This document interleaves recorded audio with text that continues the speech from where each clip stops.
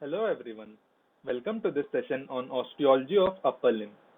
In this session, we'll be learning about the bone which is ulna.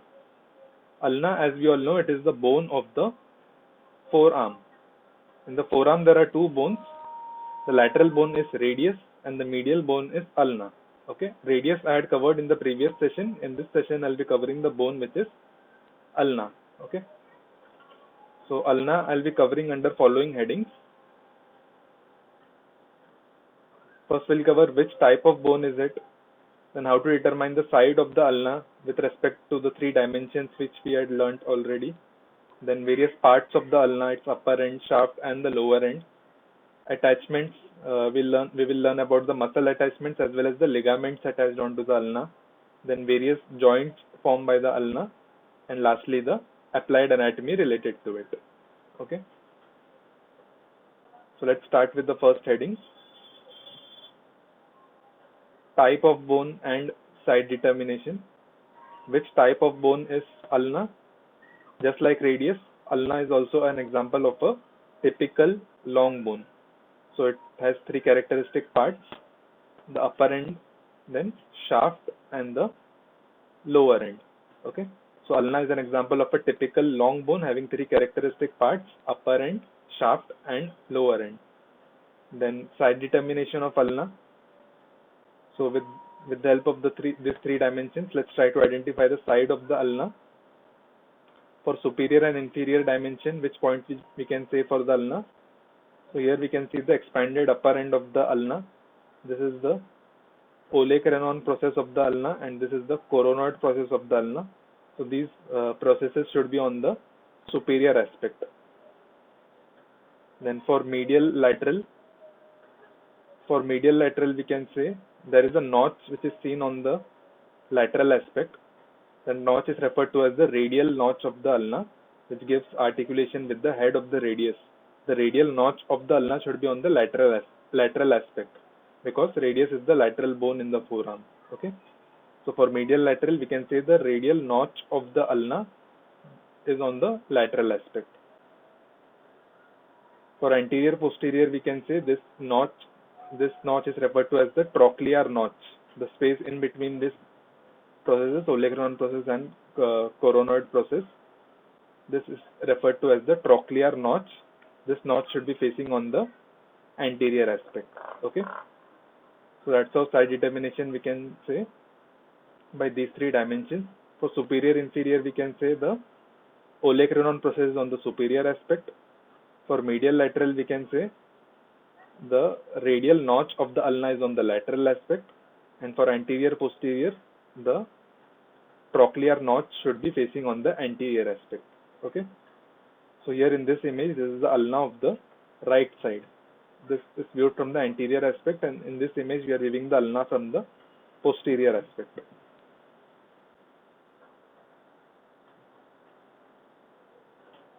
Now let's describe the specific parts of the ulna. So here this is the upper end of the ulna, and this is the shaft of the ulna, and this is the lower end of the ulna. Upper end of the ulna, I have specific images for the upper end of the ulna. We'll see that, and then we'll come back here. So here we can see upper end of the ulna, and there are various views of the upper end of the ulna. This is viewed from the anterior aspect. This is viewed from the posterior aspect. In this we are viewing it from the medial aspect, and here we are viewing it from the lateral aspect. Okay. So the upper end of the ulna, in general, we can say it has got two processes, that is the olecranon process and coronoid process, and there are two notches. This notch is referred to as the trochlear notch, and this notch which we can see here, this is the radial notch. Okay, radial notch that will articulate with the head of the radius. So upper end of the ulna has got two processes and two notch. Which are the two processes? Olecranon process and coronoid process. And the two notch are trochlear notch and radial notch. Okay, radial notch is seen from the lateral aspect of the upper end. because the radius is the bone which articulates on the lateral aspect of the ulna. So that's how the radial notch is seen on the lateral aspect. In this image, we can see the posterior aspect of the upper end. This is the olecranon process. This is viewed from the medial aspect. So just have a look how the medial aspect looks and how the lateral aspect looks. Because in the lateral aspect there is radial notch, and the medial aspect there is no radial notch. And that's how we determine which part of the ulna is medial and which part of the ulna is lateral for site determination. Okay. So this was all about the upper end of the ulna. Then in shaft of the ulna, it has got 3 borders and 3 surfaces, just like in radius. Radius also had 3 borders and 3 surfaces, right? So ulna has also got 3 borders and 3 surfaces. So we can understand the 3 borders and surfaces by this cross section. So the point which I'm putting here, these are the borders. This is one border, this is another, and this is another border. Okay. This is radius, this is ulna. If radius and ulna is cut and viewed from the inferior aspect, right radius and ulna, it will be looking somewhat like this. So let's name the borders and surfaces. This border is the anterior border. This border is the posterior border. This is posterior border. And this border is the lateral border. Okay. Lateral border is towards the radius. And this border is also referred to as the interosseous border. This is the sharpest of all the 3 borders. Okay. In radius, the sharpest border was the medial border, and in ulna, the sharpest border is the lateral border. Remember, the border in which the interosseous membrane is attached, that border is the sharpest for both radius and ulna. Okay, so these are the 3 borders. And surfaces, this surface is the anterior surface. This surface is the posterior surface. This surface is the medial surface. Okay, ulna being the medial bone, the surface here is the medial surface. So 3 surfaces are anterior surface, posterior surface, and medial surface. Okay, so these are the 3 borders and surfaces in the shaft of the ulna. Then coming to the lower end of the ulna, lower end has got 2 characteristic parts. This is the head of the ulna, whereas this projection which we can see, this is the styloid process of the ulna. There is a small projection here, that is the styloid process, which is on the posteromedial aspect. Okay. So in the lower end, only 2 things: head of the ulna and styloid process of the ulna. Okay. So these were the various parts of the ulna. Now we'll cover the various attachments of the ulna. Attachments, just like in radius, I had covered with the help of formula of 3 muscle attachments. Similarly, I have figured out formula of 3 for attachments of the ulna as well. Let's try to identify. So there are 3 muscles attached onto the anterior aspect of the ulna. First, orient yourself towards the image. This is the anterior view of radius and ulna. This is the posterior view of the radius and ulna. Both are of the right side. Okay. So 3 muscles I have listed on the anterior aspect of the ulna. This muscle is brachialis. This muscle is flexor digitorum profundus. Then this muscle is pronator quadratus. Okay. Pronator quadratus has also got attachment on the radius. So 3 muscles attached onto the anterior aspect of the ulna are brachialis, flexor digitorum profundus, and pronator quadratus. Okay. Now let's cover the attachments of the posterior aspect of the ulna. Posterior aspect I have divided it into two subheadings: posterior aspect upper end and posterior aspect shaft. That's how I was able to group the muscles in group of 3. Okay. So in the posterior aspect, in the upper end there is a muscle, that is triceps brachii. Okay. This muscle which we can see, this is the triceps brachii attached onto the upper aspect of this olecranon process.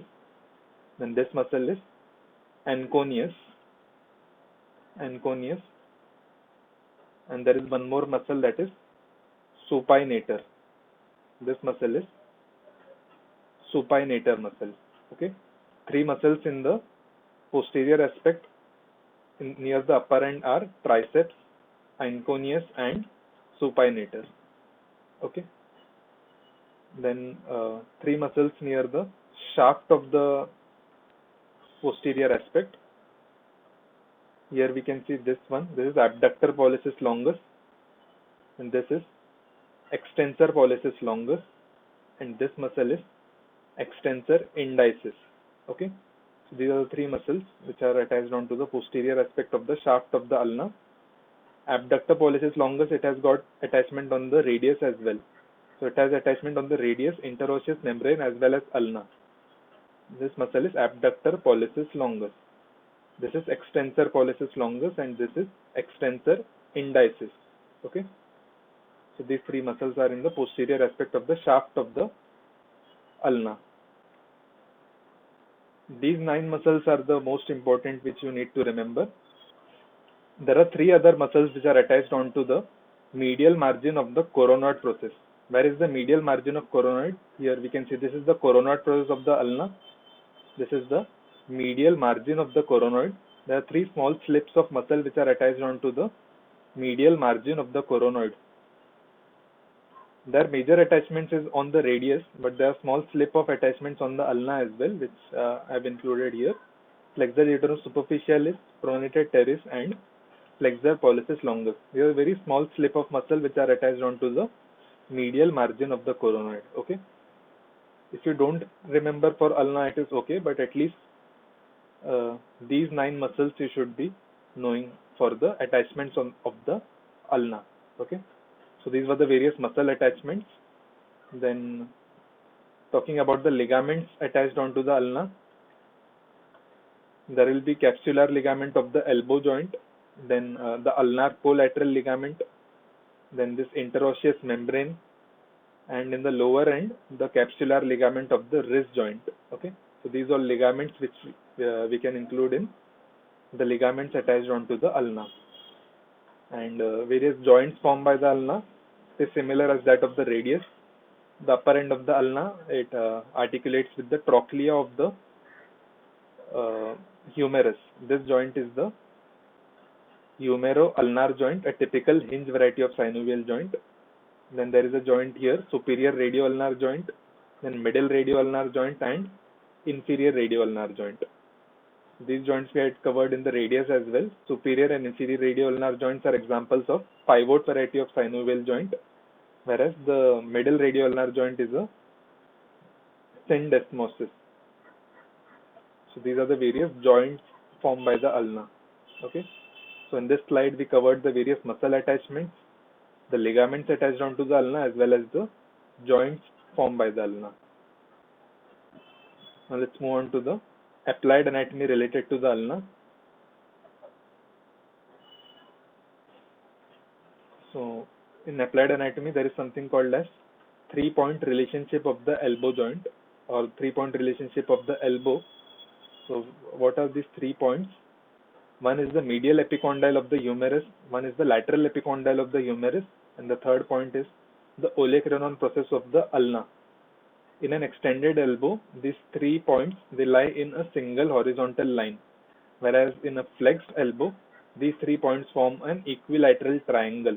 Okay, so whenever there is dislocation of the elbow joint, this 3-point relationship is disturbed. Okay, so if 3-point relationship is maintained, we can say that there is no dislocation of the elbow, whereas the 3-point relationship is disturbed, that means there is dislocation of the elbow joint. Okay. This feature is also looked for whenever there is supracondylar fracture of the humerus. In that condition, the 3-point relationship will be maintained. Okay, whenever there is supracondylar fracture of the humerus, the 3-point relationship of the elbow will be maintained, whereas in dislocation of the elbow, the 3-point relationship is disturbed. That's how differential diagnosis of supracondylar fracture and elbow joint dislocation is done. Then ulna is the chief bone which causes stabilization of the forearm. Whenever there is movements of supination and pronation, the ulna is the bone which is stable, whereas the radius is the bone which moves. Okay, so it stabilizes the forearm during movements of supination, and pronation. Then there is Monteggia fracture. This fracture I had covered in the radius as well. What is this fracture? Monteggia fracture is fracture of the proximal third of the ulna with dislocation of the proximal radio-ulnar joint. This fracture is Monteggia fracture. We can remember M for M. Monteggia. This M is for medial. Ulna is the medial bone. So whenever there is Monteggia fracture, there is fracture of the medial bone, which is ulna. Okay. Because there is one more similar fracture which is called as Gallese fracture, in which there is fracture of the distal end of the radius with dislocation of the distal radio-ulnar joint. Okay. So that's how we can remember Monteggia fracture, M for M, in which the medial bone ulna is fractured and there is dislocation of the superior radio-ulnar joint as well. And there is nightstick fracture. What is nightstick fracture? For defense mechanism, if a person flexes the elbow, the ulna is the bone which is prone to fracture. That is referred to as the nightstick fracture, because most of the time night watchmen, they try to flex the elbow joint to protect themselves, and in that condition the ulna is the bone which is vulnerable to fracture. That fracture is referred to as nightstick fracture. Okay. So these were the various points covered in applied anatomy. Now let's summarize what we have covered in this session. First, we covered which type of bone is ulna. It's an example of a typical long bone having characteristic parts, upper end, shaft, and lower end. In side determination, we covered which points we can say for side determination. For ulna, we can say the olecranon process is on the superior aspect. The radial notch of the ulna should be facing on the lateral aspect, and the trochlear notch should be facing on the anterior aspect. That's how we can determine the side of the ulna. Then various parts, we saw various details of the upper end, shaft, and the lower end. Attachments, we learned how easily we can remember by formula of 3 all the muscle attachments of the ulna, and we also learned about the ligaments attached onto the ulna and the joints formed. The superior radio-ulnar joint, middle radio-ulnar joint, inferior radio-ulnar joint, and the elbow joint. Elbow joint is an example of a hinge variety of synovial joint. The superior and inferior radio-ulnar joint, these are pivot variety of synovial joint, whereas the interosseous membrane, that is a syndesmosis, included in fibrous type of joint. Okay. Then in applied anatomy, we learnt about the 3-point relationship of the elbow. Whenever the 3-point relationship of the elbow is disturbed, that means there is dislocation of the elbow joint. Then we learnt about the Monteggia fracture, then nightstick fracture. Okay, all these things were covered in the applied anatomy related to the ulna. So this was all about the ulna. In subsequent session, I'll be covering the articulated hand. That is the only bone which is left in the upper limb. Okay. So if you all have any doubts, you can ask in the comment section below. Okay. Thank you.